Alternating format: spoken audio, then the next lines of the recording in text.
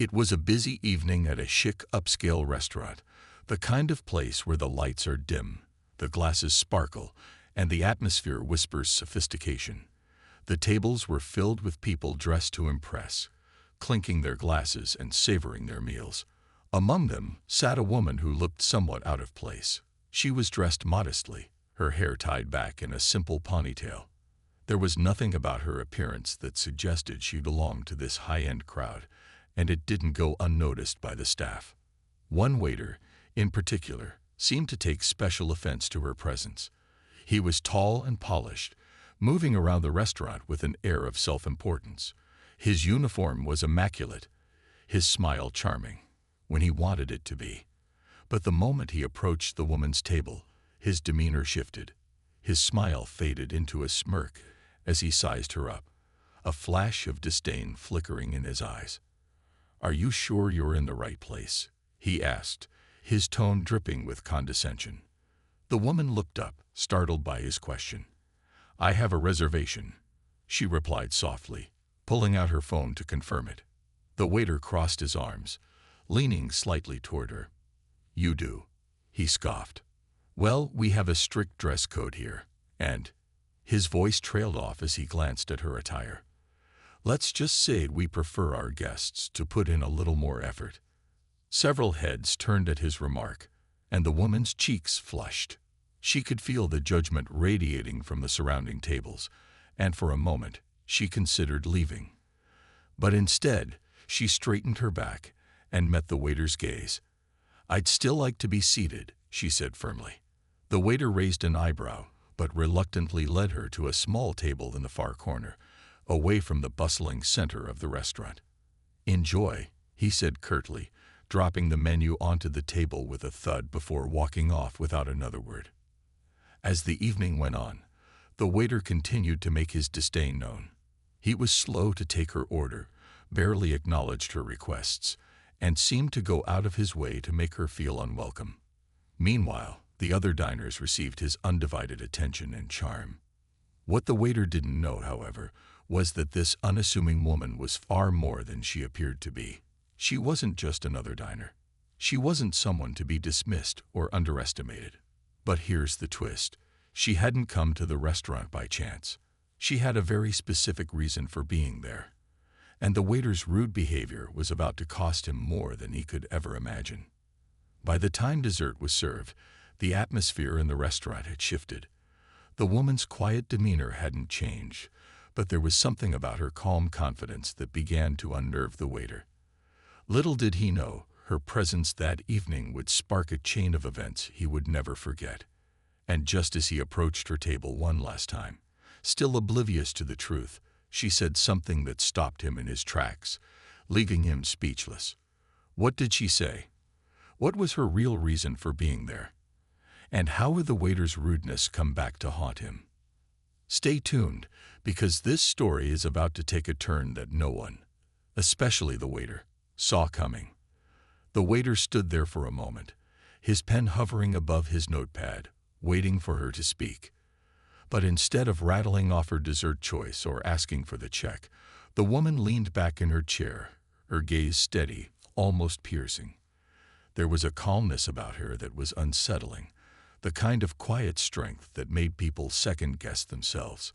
"I couldn't help but notice," she began, her voice measured but firm, "that you treat your other customers very differently." Her words were like a pin dropping in a silent room, small but impossible to ignore. The waiter blinked, unsure of how to respond. A flicker of embarrassment crossed his face, but it was quickly replaced by his usual arrogance. "I'm not sure what you mean," he said, feigning innocence. The woman tilted her head slightly, her expression unchanging. "You know exactly what I mean." The silence that followed was heavy, filled with unspoken tension. For a moment, the waiter felt exposed, as if she could see right through him. He shifted uncomfortably, then gave a tight smile. "Well, if there's a problem with the service, you're welcome to bring it up with management," he said, his tone dismissive. Her lips curved into a faint smile, but there was no warmth in it. "Oh, don't worry. I will." The waiter turned and walked away, but he couldn't shake the feeling that he'd made a mistake. Something about her demeanor, the way she carried herself, felt oddly familiar, but he couldn't place it. As the night went on, he found himself glancing at her table more often than he wanted to admit. She wasn't like the other guests who were engrossed in their conversations or glued to their phones. She sat quietly, observing her surroundings as if she were taking everything in. Meanwhile, the other staff members began to notice her too. One of the hostesses whispered to a colleague, speculating about who she might be. "She's too calm," the hostess said. "She doesn't seem bothered at all. It's like she knows something we don't." In the kitchen, one of the junior chefs brought up her table. "She's been sitting there for ages," he said. "Do you think she's a food critic? Or maybe a journalist?" The idea sent a ripple of anxiety through the staff. The restaurant had been reviewed by critics before, but none of them had ever shown up unannounced, let alone without making their identity clear. The thought that this woman might be there to evaluate their service, or worse, write an exposé, was enough to put everyone on edge. The waiter, however, brushed off their concerns. "She's not a critic," he said with a laugh. "She's just some random woman who thinks she's more important than she is." But even as he said it, he couldn't ignore the nagging doubt in the back of his mind. What if she was someone important? What if his behavior that night ended up costing him more than just a tip? The woman, for her part, remained composed. She sipped her water, occasionally jotting something down in a small notebook she pulled from her bag. Her movements were deliberate, unhurried, as if she had all the time in the world. At one point, the manager of the restaurant, a stern, no-nonsense woman in her 50s, approached her table. The waiter watched from across the room, curious but trying not to look too interested. "Good evening," the manager said politely. "I'm the manager here. Is everything to your satisfaction?" The woman looked up, her expression unreadable. "It's been enlightening," she replied, her tone neutral. The manager's brow furrowed slightly, sensing there was more to her answer than she was letting on. "If there's anything we can do to improve your experience, please don't hesitate to let me know," she said carefully. "Thank you," the woman said with a small nod. "I'll keep that in mind." The exchange was brief, but it left the manager unsettled. She returned to the kitchen and asked the staff if anyone recognized the woman. No one did, but the growing sense of unease was impossible to ignore. By the time the woman finally asked for her check, the tension in the restaurant was palpable. The waiter approached her table with a mix of relief and trepidation, eager to have her leave, but also anxious about what might happen next. "Here you go," he said, placing the check on the table. "Take your time." She glanced at the bill, then reached into her bag and pulled out a sleek black card that caught the light as she placed it on the tray. The waiter's eyes widened slightly. It wasn't just any credit card. It was the kind reserved for people with significant wealth and influence. "Thank you," she said, her voice steady. "And don't worry. I'll be sure to share my thoughts about tonight." Her words were polite, but the underlying message was clear. The waiter swallowed hard, suddenly regretting every snide comment and dismissive gesture he'd made. As she stood up to leave, the entire room seemed to hold its breath. She walked toward the door with the same quiet confidence she'd had all night, leaving behind a trail of curiosity and unease. Once she was gone, the whispers began. The staff gathered in small groups, speculating about who she might be and what her intentions were. The waiter, now visibly shaken, couldn't bring himself to join the conversation. In the days that followed, the restaurant staff remained on edge, waiting for the other shoe to drop. And when it finally did, the impact was far greater than anyone could have imagined. What happened next wasn't just about a rude waiter or an unassuming woman. It was about a moment that revealed the truth about who we choose to respect, and how our assumptions can come back to haunt us in the most unexpected ways. And just when they thought the mystery was solved, another twist would change everything.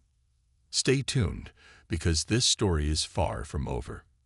Over the next few days, the restaurant buzzed with speculation about the mysterious woman. Her presence had left a mark that no one could quite shake off. The staff whispered about her black card, her composed demeanor, and most importantly, the veiled warning she'd given before leaving. The waiter, who had been so quick to dismiss her, now found himself consumed by paranoia. Every time the phone rang or an email notification popped up, he braced himself for bad news. By the end of the week, the tension in the restaurant had reached its peak. The manager called a staff meeting before the evening service, her expression unusually grim. She held a piece of paper in her hand, and the way she gripped it hinted at her frustration. "We've received some feedback," she began, scanning the faces of the staff. "It appears that someone who dined with us recently had a less than satisfactory experience." The room fell silent. Everyone knew exactly who she was referring to. The waiter shifted uncomfortably, trying to avoid eye contact. He could feel the weight of the other staff members' gazes, their silent accusations hanging in the air. The manager continued, her tone sharp. "This feedback didn't come through our usual channels. It came directly from someone with significant influence, a person whose opinion carries a lot of weight in this industry." She paused, letting the words sink in. The waiter's stomach dropped. He had no doubt now that the woman had been more than she seemed. "What kind of influence?" one of the chefs asked cautiously. The manager hesitated before answering. "She's not just a critic. She's an investor, a major one, and she has connections that could either help or destroy a business like ours." The revelation hit the staff like a thunderclap. The mysterious woman wasn't just there to evaluate the food or service. She had the power to shape the future of the restaurant. The waiter's heart pounded in his chest.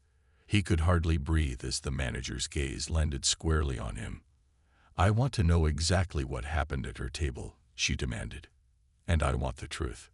For a moment, the waiter considered lying, but he knew it would only make things worse. He took a deep breath and confessed to his behavior that night, from his initial condescension to his dismissive attitude throughout her meal. The manager's expression darkened with every word. "Unacceptable," she said firmly. "Absolutely unacceptable. This is not the standard we uphold here, and now we're paying the price for your arrogance." The waiter wanted to defend himself, to explain that he'd had no idea who she was, but he knew it wouldn't make a difference. His actions had been inexcusable, regardless of her identity. "What happens now?" one of the servers asked hesitantly. The manager sighed, the weight of the situation evident in her posture. "She hasn't made any formal complaints yet, but she did leave a message. She said she'd be in touch soon."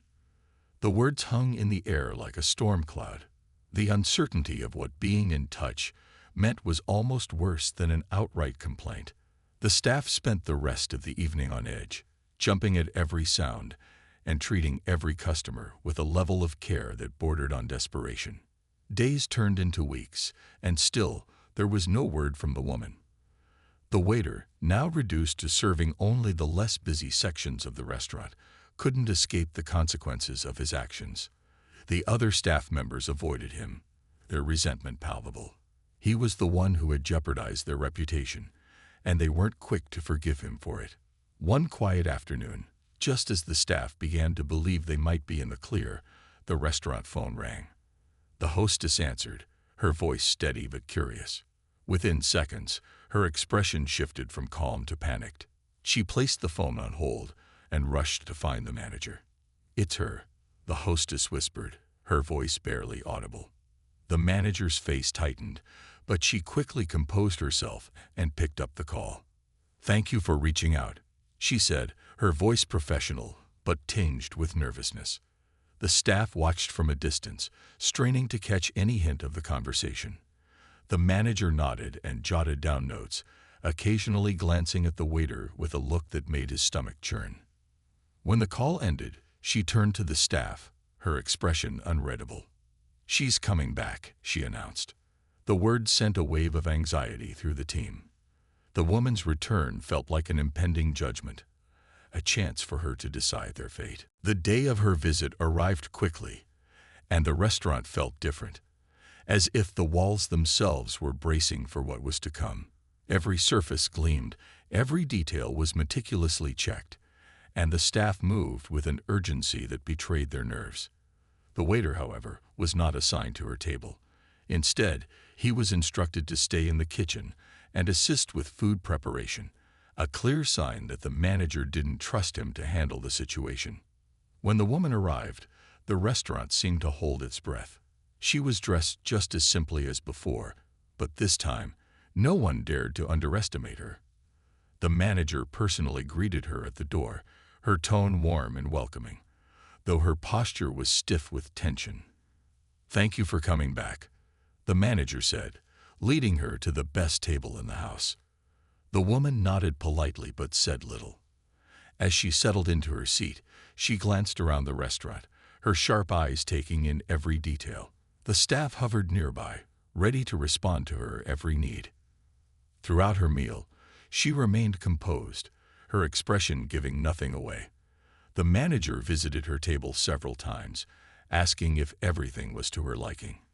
Each time, the woman offered a polite but vague response, leaving the staff in suspense. In the kitchen, the waiter couldn't focus. He kept glancing at the door, wondering what was happening out in the dining room.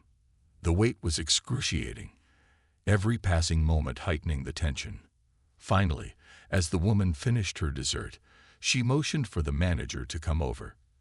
The staff watched anxiously as the two women spoke in hushed tones, their conversation just out of earshot. The manager nodded several times, her expression shifting from concern to something closer to relief. When the woman stood to leave, she paused and looked directly toward the kitchen. Her gaze lingered for a moment, and though the waiter couldn't see her from where he stood, he felt the weight of her scrutiny. As the door closed behind her, the entire restaurant seemed to exhale at once, but the tension was far from over. The woman's visit had stirred something deeper, something that couldn't be resolved with a single meal. The waiter's heart raced as the manager walked back into the kitchen, her face unreadable. Everyone waited in silence, the suspense unbearable. "She left a note," the manager said finally, holding up a folded piece of paper. "And it's addressed to you." The room went silent as she handed the note to the waiter. His hands trembled as he unfolded it, the weight of the moment pressing down on him. Whatever was written on that piece of paper would change everything.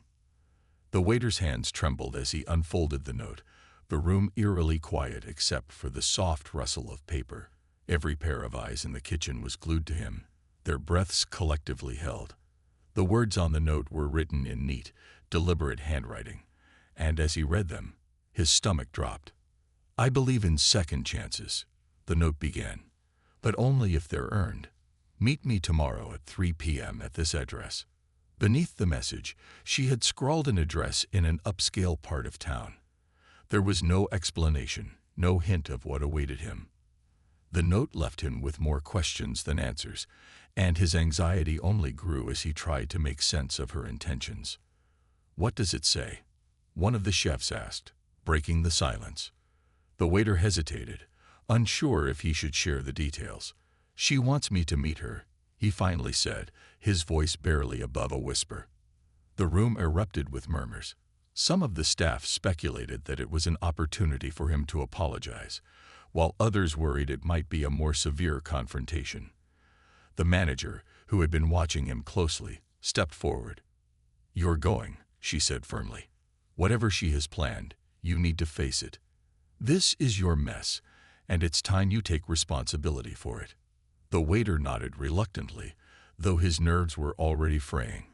That night, he barely slept, his mind racing with possibilities. Was she going to publicly shame him? Threaten legal action? Or, worse, was this some kind of test to determine whether he deserved to keep his job? By the time the next day arrived, he was a bundle of nerves. He dressed in his best clothes, hoping to make a better impression this time. As he approached the address, he realized it wasn't a restaurant or office building.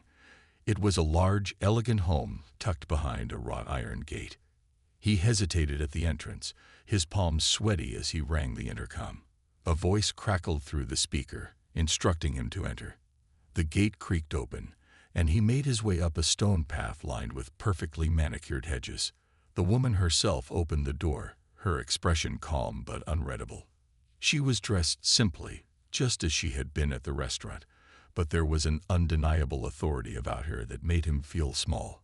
"Come in," she said, stepping aside.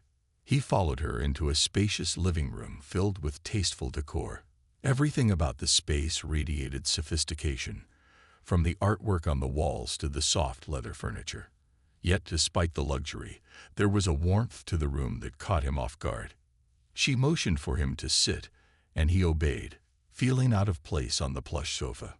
For a moment, she said nothing, simply watching him with an intensity that made his skin crawl. "Do you know why you're here?" she finally asked. He shook his head, his voice failing him. She sighed, leaning back in her chair. "I'll be honest with you. Your behavior at the restaurant was unacceptable. It wasn't just unprofessional, it was cruel. And I don't tolerate cruelty." Her words cut deep, but he nodded, knowing there was no point in defending himself. "However," she continued, "I spent my life believing in redemption. People make mistakes, and sometimes those mistakes are opportunities to learn and grow." He looked up, surprised by the hint of compassion in her tone. "That's why I've decided to give you a choice," she said, her gaze unwavering. "You can continue working at the restaurant, but under strict conditions. You'll attend training sessions on customer service, and you'll work to rebuild the trust you've broken with your colleagues." Relief flooded him, but before he could thank her, she held up a hand to stop him. "Or," she said, her voice sharper now, "you can walk away from all of it and start fresh. I have connections in this city, people who are always looking for hard workers willing to prove themselves. But if you take this path, you'll need to leave your ego behind and start from the ground up." The waiter's mind raced. The first option felt safer, a chance to keep his job and redeem himself. But the second option intrigued him. It felt like a clean slate, an opportunity to rebuild his life on better terms. Before he could respond, she added, "There's one more thing you should know." Her tone shifted, growing softer but no less serious. "I didn't choose your table by accident that night. I was there because I'd heard about you, your colleagues, your reputation. It's not the first time I've encountered someone like you." His heart sank. "You mean this was a test?" She nodded. "In a way, yes. I wanted to see how you treated someone you assumed had no power, no influence. And unfortunately, you showed me exactly who you were in that moment." He felt a rush of shame, the weight of her words pressing down on him.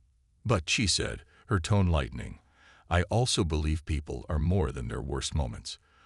That's why I'm giving you this choice. You have the potential to be better. You just have to decide if you're willing to put in the work." The room fell silent as her words hung in the air. He could feel the enormity of the decision before him, the realization that this moment would shape the rest of his life. I don't know what to say," he finally admitted. "Then take some time to think," she replied. "But don't take too long. Life doesn't wait for us to figure things out." As he left her home, his mind was a whirlwind of emotions. Her words replayed over and over, each one cutting deeper than the last. She hadn't just offered him a chance to fix his mistakes. She challenged him to become a better person. But as he walked down the path toward the gate, he couldn't shake the feeling that there was more to her story. Why had she gone to such lengths to test him? What had driven her to invest so much time in someone like him? The truth, he suspected, was far more complicated than she'd let on. And as he stepped back onto the busy city street, he couldn't help but feel that this was just the beginning of something much larger than himself. The stakes were higher than he'd realized, and the choice he made wouldn't just affect his own future. It could ripple out in ways he couldn't yet imagine. What would he choose? And what other secrets was she hiding? The waiter spent the next few days in a whirlwind of self-reflection.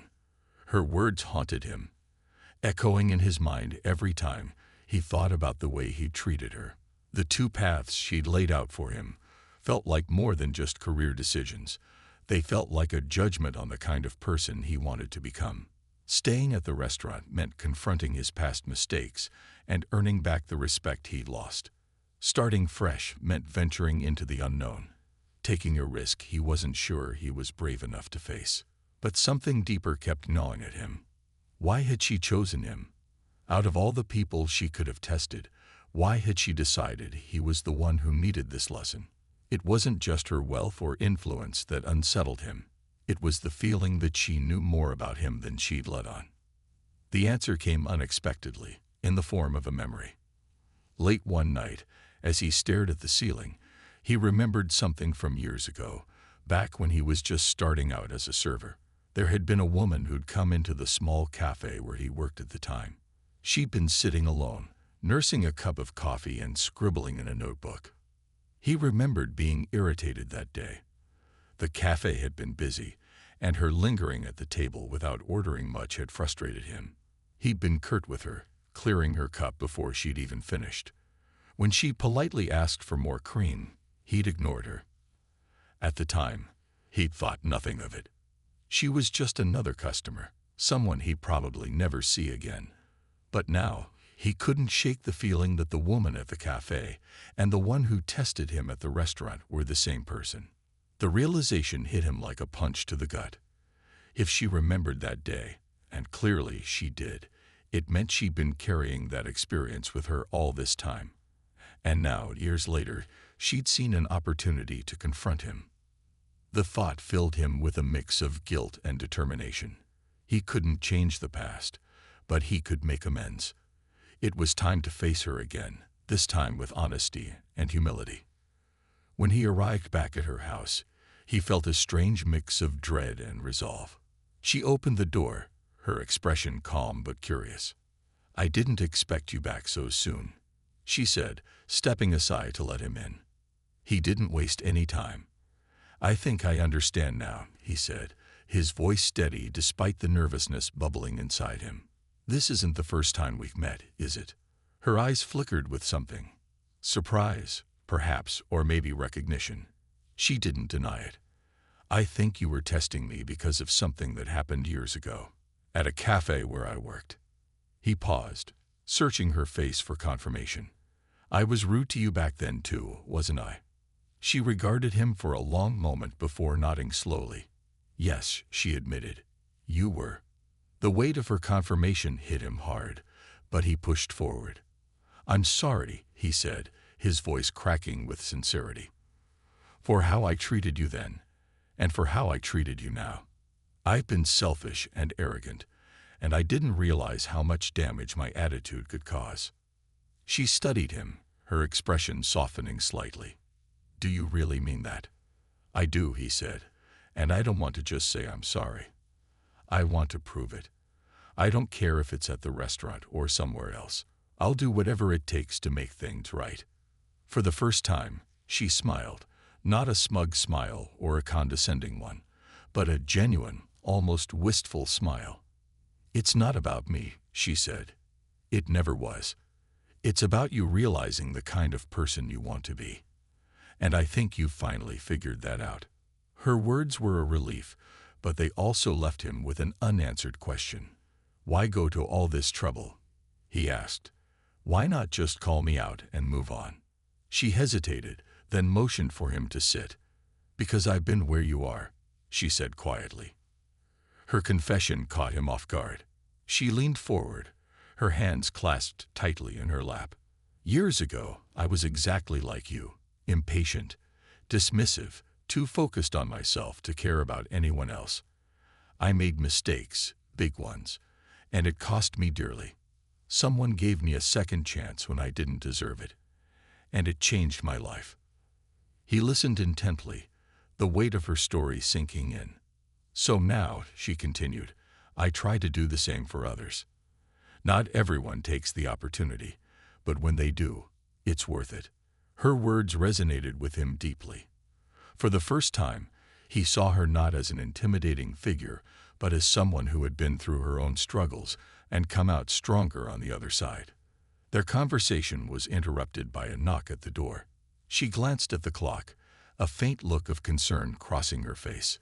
"Excuse me for a moment," she said, rising to answer it. He waited, the silence of the room amplifying his thoughts. But as the minutes ticked by, He heard raised voices from the foyer. He couldn't make out the words, but the tone was unmistakably tense. Curiosity got the better of him, and he stood to investigate. As he approached the hallway, he caught a glimpse of a man standing at the door, his posture aggressive. "I don't care what you think you're doing," the man said, his voice sharp. "This isn't your problem to fix. It is when people like you leave messes for the rest of us to clean up," she replied, her tone icy. The waiter froze, unsure whether to intervene. The man turned suddenly, catching sight of him. His expression shifted, a mixture of surprise and anger. "Who's this?" he demanded. The woman stepped between them, her demeanor protective. "Someone who's learning from his mistakes," she said firmly. "Something you should try sometime." The tension was palpable, and the waiter felt a sudden, inexplicable need to stand his ground. "Is everything okay?" he asked cautiously. She turned to him, her expression softening. "It's fine," she said, though her tone suggested otherwise. "This doesn't concern you." But as the man stormed out, slamming the door behind him, the waiter couldn't shake the feeling that he'd just witnessed a piece of a much larger puzzle, one he wasn't meant to see. As she turned back to him, her composure quickly returned. "I'm sorry you had to see that," she said. "Who was that?" he asked, unable to contain his curiosity. "Someone from my past," she said cryptically. "Let's just say, not everyone gets a second chance."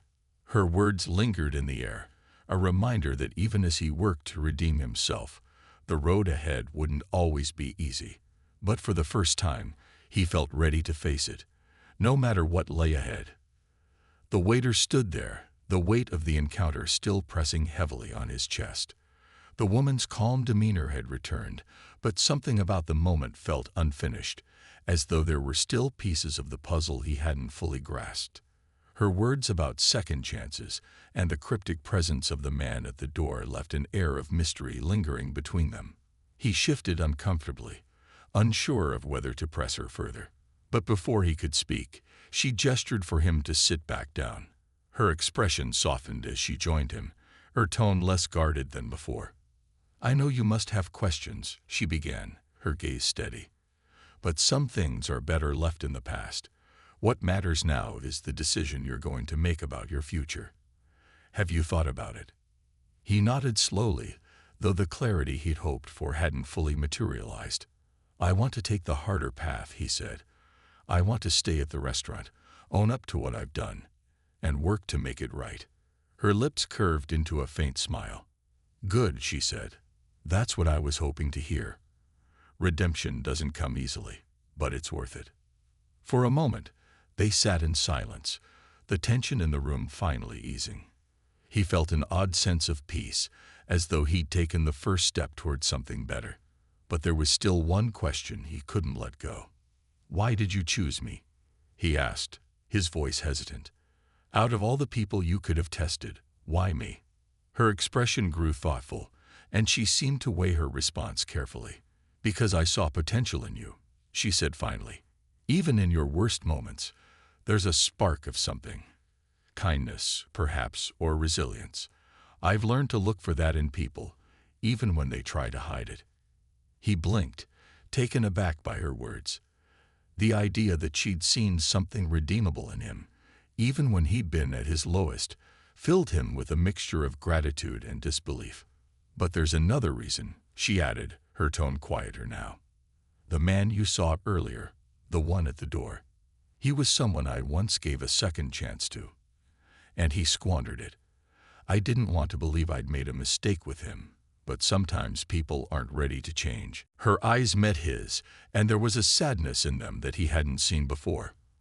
"When I saw you, I saw someone standing at the same crossroads he'd once been at. And I thought, maybe this time, it could end differently." Her vulnerability caught him off guard, and he found himself nodding, unsure of what to say. Her story added a new layer to everything he'd experienced in the past few days. She wasn't just testing him. She was hoping for redemption herself, in a way, by helping others find the path she'd once taken. As their conversation wound down, she stood and extended her hand. "I'll be keeping an eye on you," she said with a small smile. "Not to punish you, but to remind you that every choice you make from here matters. Don't let me or yourself down."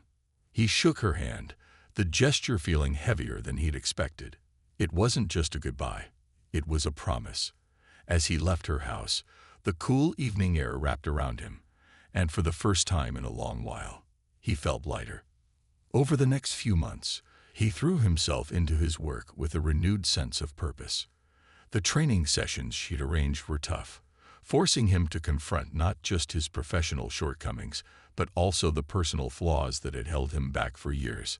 He apologized to his coworkers, earning back their trust bit by bit through consistent effort and humility.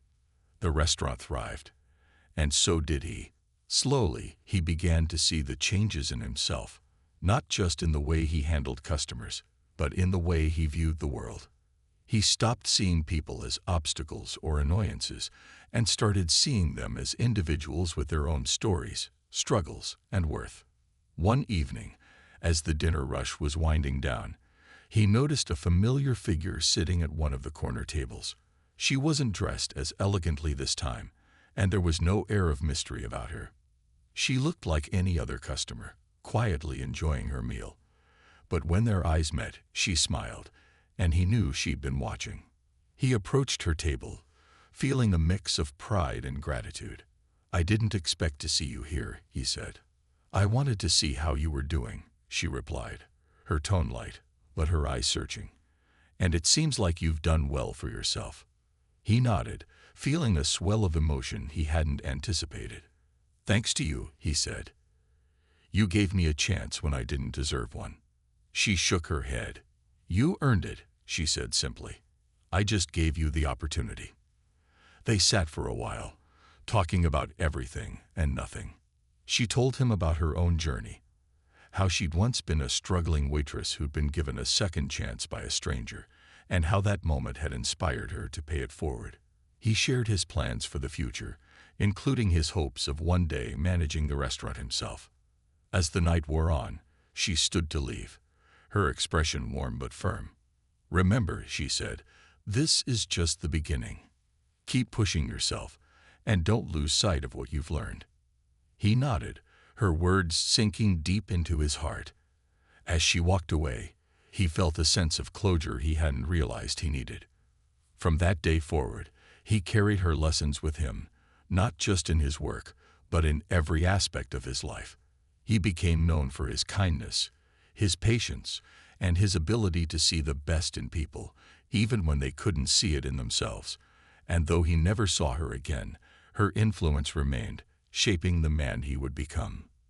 The story of the rude waiter and the mysterious woman became something he shared with new hires, a cautionary tale about humility and second chances. It wasn't just a story about a test. It was a story about transformation, about how even the smallest acts of kindness and understanding could ripple out to change lives in ways no one could predict. And as he stood at the door of the restaurant one evening, watching the world pass by, he realized something. He wasn't just grateful for the chance she'd given him. He was determined to pass it on. Because in the end, that's what redemption was all about, taking the light someone else had given you and using it to brighten someone else's path.